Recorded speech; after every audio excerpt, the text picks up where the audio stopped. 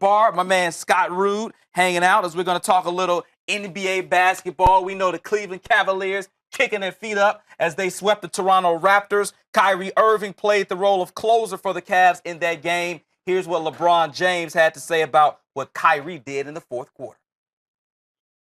You see the talent, and once you put the talent and then the experience and then the mind, you know, you really start to see what he's capable of doing. And I sensed that. You know, it's just, I got here, was, 22 years old, and had been a part of, some losing seasons. And did he build some bad habits? I don't know. I wasn't a part of the franchise at that point in time, but the habits that he's built over the last 3 years have put him in a position where you can always rely on him no matter what's going on. So, it's definitely great to have him. Winning time, just understanding the magnitude of the game, what was at stake. A lot of our offense was on Bron's shoulders. He had been playing, I think, at least 16 straight minutes or 18 straight minutes, and it was winning time for the both of us, and we understood that. So just getting to the basket and just catching it a little bit closer to the basket at the elbow, ISOing me at the elbow, as well as running a double screen on the weak side, opened up a lot of opportunities. So Kyrie Irving scored 11 straight points for the Cavs in the fourth quarter. Also had 9 assists, did a good job of distributing the basketball.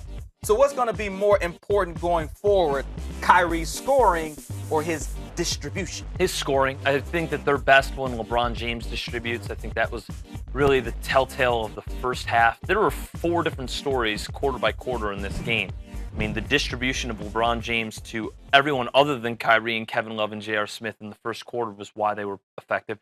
The second quarter, 16 points, 4 3-pointers made by Kyle Korver, the most points he's ever had in a quarter in the postseason, second most in 4,000-plus quarters in his career. That was exceptional. And then the clear out in the fourth quarter, the third quarter is more of kind of the first quarter. Quarters 1 and 3, I think, were more emblematic of how the Cavaliers played their best basketball. I think Game 2 of their second-round series with the Raptors was the best game the Cavaliers have played in the LeBron James Part 2 era. And what did they do in that game?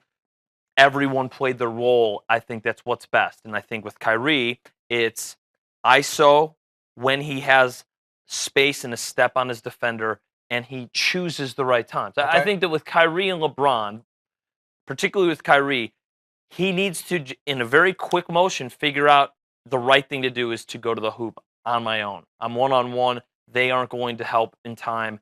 I need to go score on myself. Or then look for the pass. LeBron, I mean, he's Jedi mind tricks beyond belief. I think Kyrie is two-dimensional to LeBron being three-dimensional.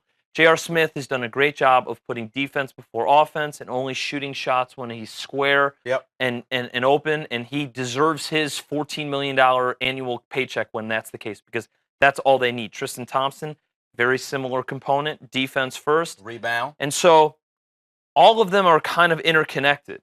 I think if J.R. and Tristan do that, they allow the 3 players on their team that are superstars to be the versatile selves that they are, meaning game to game, quarter to quarter, play by play, they can decide what they want to do. Yeah, certainly when you talk about Kyrie Irving, we know how he's able to take over games. That's what he did here. I mean, nobody can really guard him. Such a great finisher around the basket with either hand, can take anybody off the dribble. Right. So to your point, let LeBron distribute, and then in the fourth quarter, just give the ball to Kyrie because he can't finish games. Just ask the Golden State Warriors.